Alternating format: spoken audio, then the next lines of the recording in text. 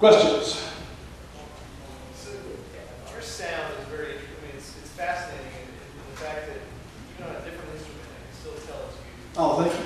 Yeah, and I think that, you know, when I hear a piece of you done, I don't know it's you, I can still recognize it. How do you do that without doing the same thing over and over again? You can still have that same. Well, I think that ultimately your sound is inside of you. Your tone is inside of you. And a lot of that can happen through experience and your relationship with the instrument and developing, you know, your own style. But it's inside you before it even comes out through the guitar. You have a sort of a model in your head of how you want things to sound. But the model has to be based in reality. I always talk to players and say, well, I can't seem to get the sound that's in my head. And I blame the equipment of the engineer, and I'm thinking, well, can you make the sound that's in your head? If you can't make the sound that's in your head, you know, then you're barking up the wrong tree. So I have a sound in my head that's based on the reality of what I like things to sound like. Then I play this stuff, and my comparative sense tells me whether am I there or am I far away from it.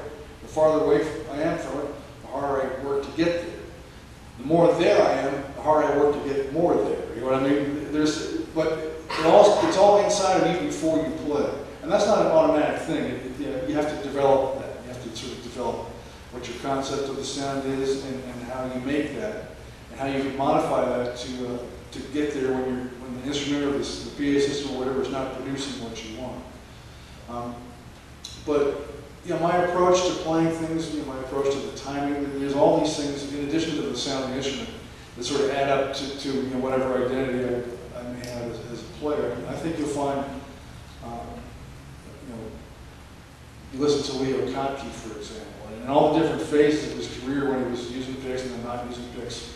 I mean, you know, Leo could be playing harmonica and you can probably still tell it was Leo. You know what I mean? There's just something about the way he thinks and feels about how he articulates the note and how long that note lasts. You know, Leo's got a way for muting things. You know, Leo's stuff pops in a really interesting way. My stuff, I really control the attack and try to get more out of the envelope of the note. And I think that sort of adds up to, you know, create whatever sonic identity I may have. But I appreciate your kind words. Thank you. Have you ever played a solid neck Weisenborn style? A what? A solid neck. You mentioned that this is a hollow neck. Yeah. Is there such a thing as a solid neck? A solid neck Weisenborn? No, not a solid neck Weisenborn, but there are many other guitars like the old Gibson Roy Smeck Stage Deluxe that they look like regular guitars, really deep, with a big square neck on them. I have played a few other guitars like that. I have a good stash of some old electric lap steel guitars, real cool deco looking things, you know. They're really fun to wear on. I advise you, if you're interested in playing some lap style stuff, get yourself, you know, a cheap old electric lap steel from a pawn shop somewhere. They all look cool and they all sound great. But there's something about the square hollow neck that really adds an interesting thing to the mid-range. The mid-range of these guitars is a real beautiful, penetrating, you know, very it's like in all my old Weisenborns at home, it's like there's a broken heart in every one. There's just something about that sound that just is really compelling. And I wanted to harness that in a modern instrument that I didn't have to worry about on the road. You know, the old Weisenborns are from the 1920s. I didn't want to tour with a guitar that was older than me. But everything adds up to create, you know, part of the sound. You know, I mean, even acoustically, I'm unplugged in and I got, it's a pretty good, I don't know if you're hearing it like I'm hearing it here, with the bass of this instrument is just big and deep. And it's only 3 inches deep. So, you know, conventional thinking about instruments used to be that if you wanted a lot of bass, you had to get a huge volume of air inside the instrument, but that's not necessarily the case. The length of the back, there's no neck on here to speak of. The entire thing is the back, and the entire front is the top. There's a neck on it. It's kind of like a big dulcimer, really, is what it is. So you get a lot of bass from the length of those vibrating plates. That's one of the reasons I played a jumbo guitar instead of an OM. The bass is more in the wood. You feel it a little bit more. And then with these Weisenborns, they're very small, thin, light instruments, so they're physically very responsive. When I play a note, I can feel the wood go right into my knees here. And as I'm fond of telling you, I'll often play in these big theaters where they have a bunch of subwoofers right underneath the stage. You know, because the subwoofers, all they do is relate bass, so you don't really need to sit there facing the speakers. As long as that bass emanates out from somewhere, it's okay. But a lot of times they'll put them right under the stage so you can't see them. So I'm sitting here playing a Weissenborn with the thing just vibrating in my lap, and then the subwoofer from underneath. I tell people it's like getting a high colonic and a lap dance at the same time.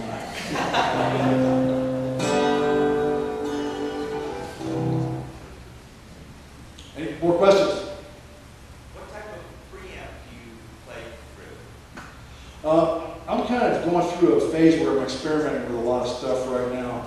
For this guitar, I try to keep it real simple. I just go through a Fishman Pro Platinum DI. There's a gain control and a volume control and a little bit of EQ. There's a few other features on it, but it's a really, this thing has saved my butt many, many times. It's a really great, rugged, durable piece of gear. For the 6-string, I'll give you an example of that. I'm trying a bunch of different stuff right now, so that's why I have 2 jacks in my guitar. I fit more in there if there was any room. David Lindley likes to talk about J.J. Cale, the guy that wrote After Midnight and Cocaine. He's got an electric guitar with the entire front. It's just nothing but pickups. So what I have in this guitar is a Fishman Neo D humbucker, just like the one that's in the Weissenborn. I have an SBT, which is a soundboard transducer, stuck to the top of the instrument. And I also have a Fishman Matrix under the set. I'm trying to get most of the sound from the magnetic pickup because it's deep and clear and low, and it relates the low mid register in a really nice way. I tend to play a lot of stuff that focuses in that register, and the other 2 pickups, the Fishman Matrix on the saddle and the SBT, don't really get that. The magnetic pickup sort of gets those lows. So I'm getting like a lot of the depth and like the girth of the sound from the magnetic pickup. The SBT just gives it the attack a little bit more of a natural woody kind of sound. The attack meaning like the transient, the instant that you hit that note. An electric pickup sort of doesn't get that in the same way that I like to hear it on this guitar. And then the SBT of the Matrix is there just to help sort of fatten up and fill out the mid-range a little bit, because I don't like to EQ stuff too drastically. I want to try to combine things in a way that gives me what I want. Then they go into a little Highlander. It's called a Highlander Mixed DI, Pro Acoustic Mixed DI. It's a 2-channel, like a blender, if you're familiar with that.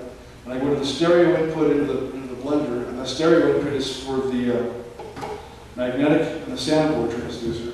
But it's only a 2-channel box, but I got 3 pickups. So what I'm doing is just kind of hillbillying stuff together.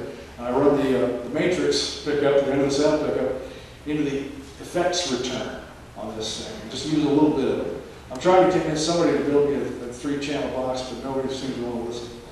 So I just kind of hillbilly stuff together. Every once in a while I'll pull out another preamp if I feel like the Matrix needs more EQ, and then I'll plug that into it. But plugging more than one box in together is not always a good idea. But anyway, from the DI here, the Highlander is a pretty good DI. I mean, I could go straight into the house console from that. But what I like to do is go through one more step to just kind of glue all these things together, and I go from there into an Aguilar tube direct box. After that tube direct box has been heating up for about an hour, hour and a half, everything just sounds tons better through it. If you were to hear the sound coming from the Highlander into the console, and then the Highlander into the Aguilar into the console, most likely you pick the sound coming from the Aguilar every time. It's a magic box. They don't make it anymore, unfortunately. I tried to convince them to do it, but they said that for some reason they're difficult to make. It's a direct box. There's like 4 parts inside. I don't know how difficult it can be to make, but it's a wonderful thing.